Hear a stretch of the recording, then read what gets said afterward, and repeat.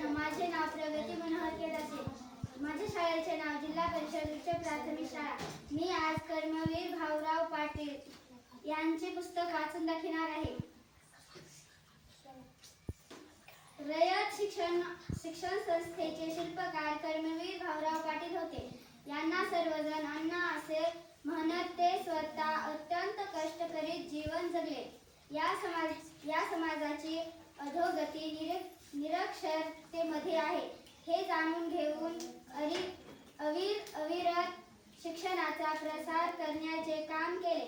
कर्मवीर भाऊराव पाटील यांचे मूळ गाव कुंभोज. त्यांचे वडील पायगौंडा व आई गंगूबाई भाऊरावांचे जन्म 22 सप्टेंबर 1887 रोजी झाला.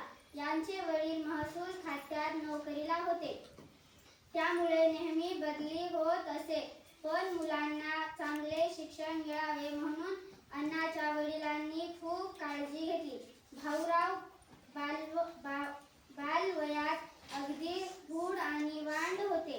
शाळेतील अभ्यासापेक्षा इतर गोष्टींची त्यांना फार आवड. लहानपणापासून बंडखोरी वृत्ती, समाजातील वाईट प्रथा, परंपरा त्यांना आवडत नव्हत्या.